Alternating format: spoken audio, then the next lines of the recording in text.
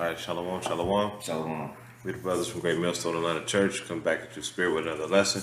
First and foremost, we want to give all praise, glory, and honor to Yahweh, Ba'ashem, Yahweh Shai, Ba'ashem, Ruchak. Double honor to our elders and the apostles, Great Millstone, rule and teach well and peace, love, and salutation to the men out there pushing this word of truth and sincerity. I'm your brother Nathan Yalla. Brother, I know. And we want to touch on these UFOs or UAPs, that they calling them now. How you're starting to see these things more and more frequent. You're starting to see them every day, all across the world. There was just a video that was just posted where there was a V-shaped chariot high up in the stratosphere, man. Just waiting and chilling. So, Esau knows, when he got his space force, he got that he's building, and ultimately he got the scriptures. So he knows what these celestial vessels are. All right. So he knows they're the chariot of the Lord. You got something you want to bring out? This is Zechariah chapter 5, verse 1. It says, "Then I turned and lifted up my eyes and looked, and behold, a flying roll. And he said unto me, What seest thou? And I answered, I see a flying roll, the length thereof is 20 cubits, and the breadth thereof 10 cubits." So this was a chariot, all right, that was seen, all right. Verse 3, "Then said he unto me, This is the curse that goeth forth over the face of the whole earth. For everyone that stealeth shall be cut off, as on this side according to it, and everyone that sweareth shall be cut off, as on that side according to it." So like the brother was saying, Esau knows in these scriptures that these are not UFOs with green Martians from planet whatever. These are the angels of the Lord, and they're coming to bring judgment, namely to Esau, Edom, because Esau, like the brother was saying, he's got the Space Force. When Trump was in office, he created the Space Force. They know what's coming down the pipeline, man. The only people that know what's coming down the pipeline is our own people, and we have to report it to you that these are the chariots of God. Our people have a zeal, but not according to knowledge. So we're telling you that these are, matter of fact, your salvation at the end of the day. And before we start creating this lesson up, we were talking about there was a World Star Hip Hop video where this Jake saw chariots, and he's like, we gotta call the military, we gotta call the police, man, we gotta do something about this alien invasion. This is for your salvation, man. And this is what we're broadcasting to our people. And you're absolutely right. This is our salvation. I'm chariots, like, Jake, this brother, the head brother Abba said it. The top brother Abba from GMS Kemp said the other day, he said, we're like a rat in a maze, and there's no exits to the maze. So the only way out this thing is up. Is up on the chariot. So the brother had mentioned that this is the curse that go off forth throughout the world. Or you had any more? Let me go to verse 4. This is Zechariah 5:4. "I will bring it forth, saith the Lord of hosts, and it shall enter into the house of the thief." That's Esau, Edom, all right. "And into the house of him that sweareth falsely by my name, and it shall remain in the midst of this house, and shall consume it with the timber thereof and the stones thereof." So judgment is coming for Esau, man, because Esau stole this land from the Native Americans. All right, he brought the so-called Negroes, West Indians, and Haitians over here. He stole a man. There's consequences for stealing a man. I think there's a scripture in not Ezekiel, but Exodus 21:16, I believe. All right, so he has to pay. All right, he thinks he's the head honcho with his technology, but the Lord gave him the ability to have this technology. So this devil is being caught up in a trick bag. And just to go into those curses that go forth throughout the earth, this is 2nd Ezra, the 13th chapter. I'm going to start off at the 8th verse, and it says, "After this I beheld, and lo, all which were gathered together to subdue him were so afraid." And that's all the nations that are being gathered together to fight against Yahweh Shai. And it says, and yet there's fight, because the Lord, when they see these chariots crack them clouds and they see them coming in, they're going to look up and they're going to be like, oh, shit. Like, what are we going to do against that? But the Lord going to put a spirit upon them to fight, because, the Lord The Lord don't he don't want no coward, no for lack of a better word, no pussy, you know, trying to go to war with him. So the Lord put a spirit on him to go to war. Then it says, and lo, as he saw the violence of the multitude that came, he neither lifted up his hand nor held sword nor any instrument of war. So he saw them coming at them with the Lord Yahweh Shai saw them coming at them with their tanks, with their jets, and all these different things, shooting their missiles and all that stuff. And the Lord didn't do nothing. You know, he just like, oh, okay, blast them. Pretty much. He probably didn't say nothing. He probably just thought it. You know. And it says, but only I saw that he sent out of his mouth. And it's talking about the chariot sent this out, okay? Because this is a figurative. And it says, and it had the blast of fire, and out of his lips a flaming breath, and out of his tongue he cast out sparks and tempests. So, you know, the Lord is going to send, fire, whirlwinds, all that stuff mixed together, and it's going to destroy Esau. It's, you know, 1 minute you're going to see Esau, next minute you're going to see ashes. That's right. You know? And then it says,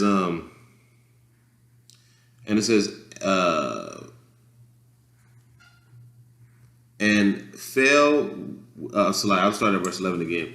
And they were all mixed together, the blast of fire, the flaming breath, and the great tempest, and fell with violence upon the multitude which was prepared to fight. So that these multitudes, they were prepared to go to war, not even knowing what it is that they're going to war with. Oh, we're just going to fight this thing. This thing coming in and on a chariot out from another dimension or from outer space or wherever they're coming from. And we ain't got no type of technology. There was a reporter that said, you know, this technology is 100 to 1,000 years ahead of us. So what are you going to do? And how can you make that type of assumption? How do you know how many years? Oh, you know, I know in 1,000 years we're going to be able to do that. How do you know that? You know, you don't know.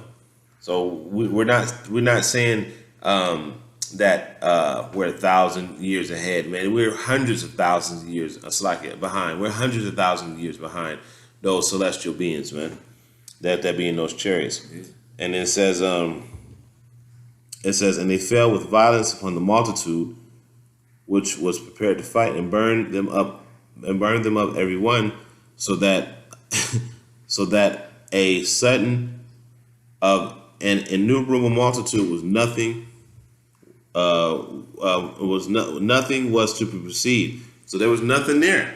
You had all of these people that were there one moment, and the next minute there's nobody there. Yeah. Flawless victory. Like one shot. And it says, but only dust and smell of smoke. When I saw this, I was afraid.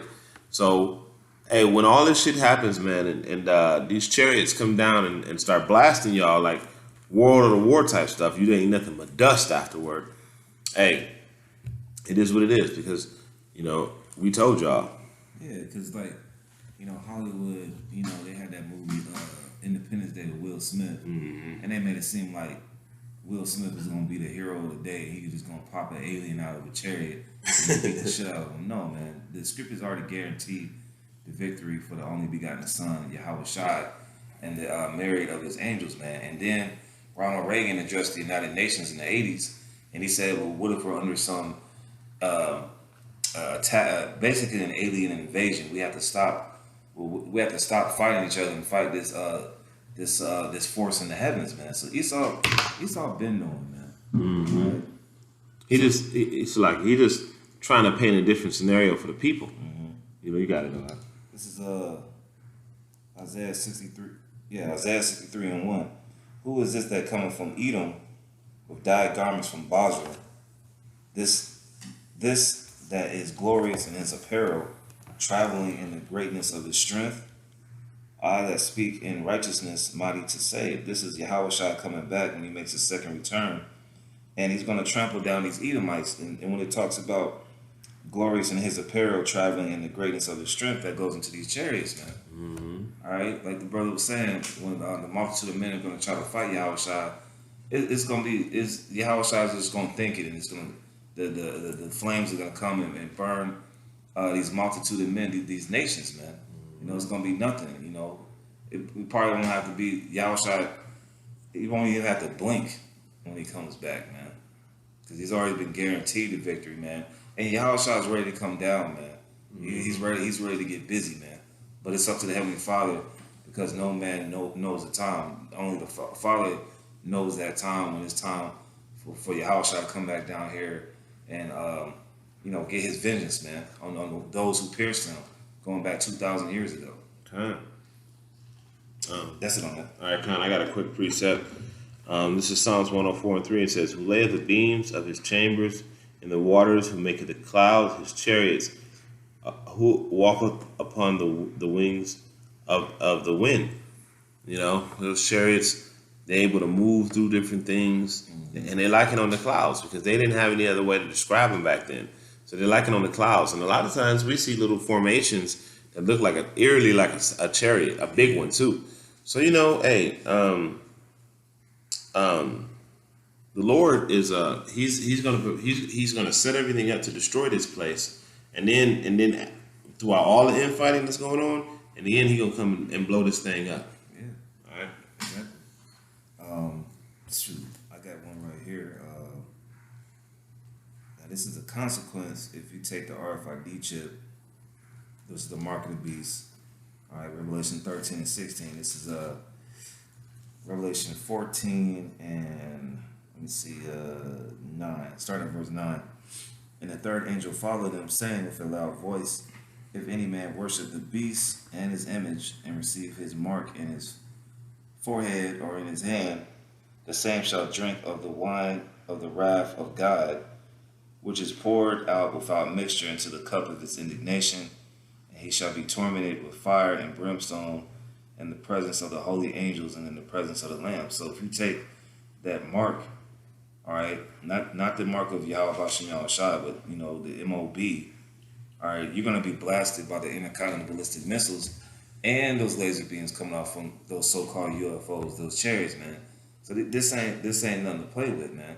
The scriptures say the eyes of the Lord are 10,000 times brighter than the sun. So we're being under surveillance 24 hours, 24/7, 365, as they say in the world. So this is a consequence, man. And the Heavenly Father is terrible, man. He's nothing to play with, man. He has a specific judgment for people who take that MOB, and it's going to be like that movie, not the new one, but the old War of the Worlds movie, man, where they were just blasting the shit out of people, man. That's what the chariots are going to be doing. It's going to be a zap, you know, on you wicked people, man. All right? There's going to be a lot of y'all at a time, too. Yeah. So you got anything else? I got one more. This is Wisdom of Solomon 5. And now as we went into the consequence, all right, taking the MOB, those who didn't take it, this is what's going to happen. Wisdom of Solomon 5 and let me see, 5 and 1. Then shall the righteous man stand in great boldness before the face of such as have afflicted him and made no count of his labors. When they see it, they shall be troubled with terrible fear, and shall be amazed at the strangeness of his salvation, so far beyond all they look for. So these people that look down upon us and, you know, calls the guys with those skirts and these Negroes and Latinos, they cannot be the people of God, man. They're gonna be looking strange, man, when they see so-called Negroes, Latinos, Native Americans, and even you Hebrew Israelites that don't make it. You're gonna be looking funny because you're gonna see men that look like Edomites and look like Moabites getting beamed up, and your black ass still gonna be here, man. So it goes both ways, man. The chariots are come to bring destruction, and at the same time, they're coming to bring deliverance to the elect of the nation of Israel. That's exactly what's going to happen, man. They're going to bring deliverance to the elect of Israel, and Lord willing, we'll be at that number, and we can stay in this thing to the end. So, you got anything else? That's it. All right, so with that, we're going to end it off by giving all praise, glory, and honor to Yahweh, Ba'ashem, Yahweh Shai, Ba'ashem, Kadash. Double honors to our elder and apostle, great millstone. Until next time, I give shalom. Shalom.